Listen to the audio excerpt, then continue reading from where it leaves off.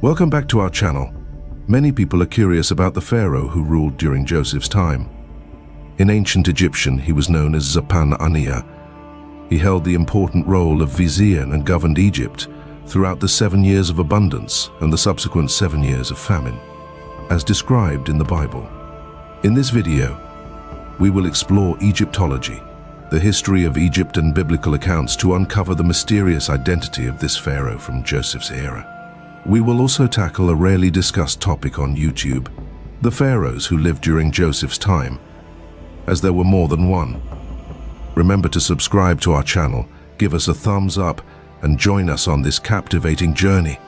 The enigmatic pharaoh of Joseph's time, the ancient Egyptian tales mentioned in the Holy Scriptures are truly fascinating. It all starts with Jacob, Joseph's father, who had many sons, with Joseph being the youngest at the time. Benjamin, the youngest of them all, also held a special place in Jacob's heart. Joseph's brothers grew envious of him due to the affection shown by their father. They plotted against Joseph and sold him as a slave to Egypt. Jacob was devastated by the loss of Joseph, but God rewarded Joseph's faithfulness by granting him prosperity. Joseph was a righteous man, and his devotion led him from slavery to becoming the governor of Egypt. However, before achieving such success, Joseph faced numerous challenges, including false accusations that resulted in his imprisonment in the house of Potiphar, an official serving the pharaoh. Nonetheless, God intervened, freeing Joseph and elevating him to the second highest position in Egypt, just below the pharaoh himself. Many people are curious about the story of Joseph, and a common question that arises when reading the book of Genesis is about the pharaoh who ruled during Joseph's time. However, it's important to note that there wasn't just one pharaoh throughout Joseph's life, but rather several. This understanding comes from the field of Egyptology, as well as from examining biblical and Egyptian historical records. To unravel this mystery, we need to delve into the chronology of ancient Egypt.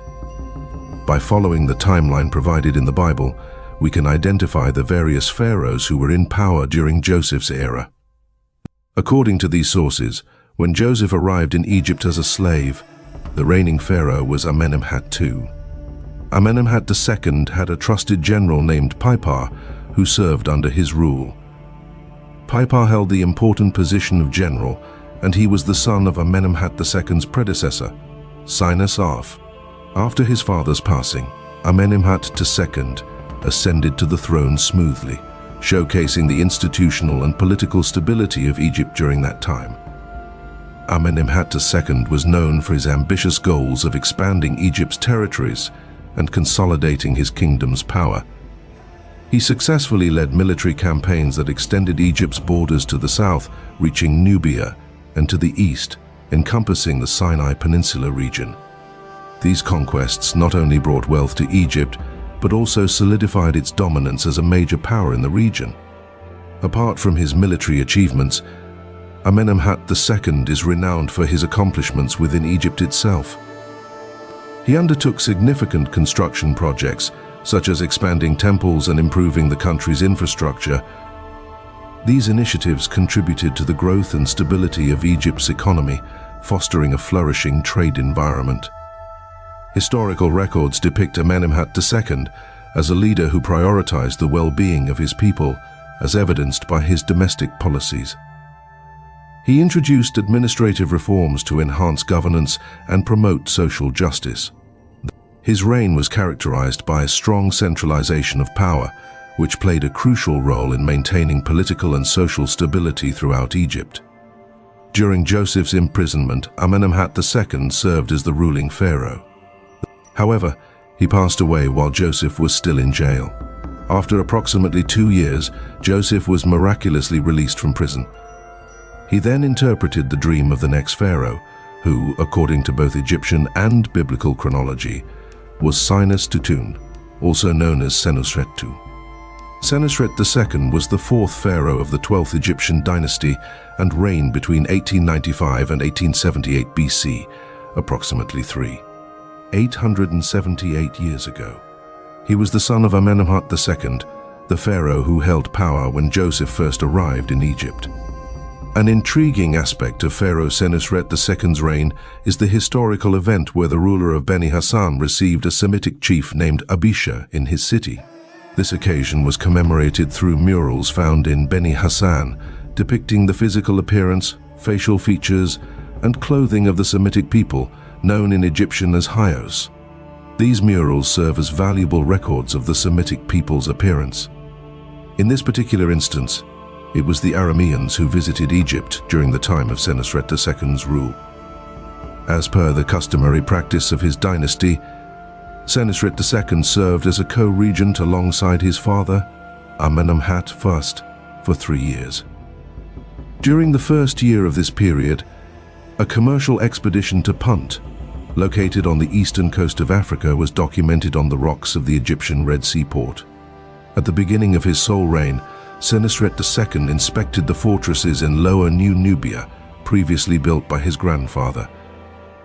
In the 6th year, the fortress of Annaba, situated near the Nubian gold mining region, was reconstructed, as mentioned in commemorative inscriptions. Nubia served as a source for diorite, copper, and potentially amethyst, which were extracted from various locations. Inscriptions in the Sinai Peninsula indicate that the king's miners also operated there. Additionally, the kingdom maintained contact with the Middle East, particularly with Syria and the Arameans. This is evidenced by the presence of Aramean Semitic merchants, including the renowned Aramu, found in a provincial tomb in Beni Hassan. Throughout this reign, the noble family residing in Beni Hassan expanded their influence through intermarriages with neighboring individuals from the Middle East, particularly Aramean tribes and other Semitic peoples. This marked the beginning of a certain blending between native Egyptians and Semitic peoples as they interacted and formed connections. An intriguing aspect that may surprise some Bible readers is the perspective provided by Egyptology regarding Pharaoh Senusret II and his potential demise during the early years of prosperity in Egypt, as indicated by his own dream. Following Senusret II's passing, he was succeeded by Pharaoh Senusret III, who happened to be his son. A fascinating possibility emerges from this historical context. It is highly likely that Pharaoh Senusret III, the son of Senusret II, was the one who invited Jacob, also known as Israel, to settle and reside in Egyptian territory. Another intriguing detail about Senusret III is that he was most probably the pharaoh who received Jacob's blessing, as mentioned in Genesis chapter 47. By considering Egyptology, biblical chronology, and Egyptology chronology, we can deduce that it was Pharaoh Senusret III who endured the 7 years of hardship and encountered various challenges within Egyptian territory. Interestingly, historical records indicate that during Senusret III's reign, Egypt faced numerous difficulties described in ancient Egyptian texts as rebellions, uprisings, and general unrest. These events were a direct consequence of the 7 years of hardship that had plagued Egypt. The troubles and upheavals that occurred during the reign of Senusret III were a direct result of his father's dream, Senusret II. In the book of Genesis, chapter 47, we come across intriguing details about the 7-year famine.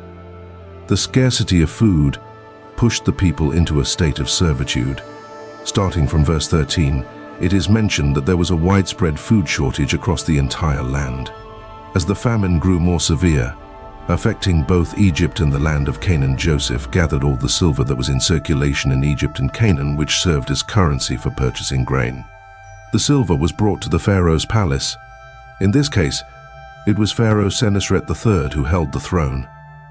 When all the silver in Egypt and Canaan was depleted, the Egyptians pleaded with Joseph for food, as they had no more money to offer. Joseph then instructed them to bring their herds, and in exchange he provided them with wheat.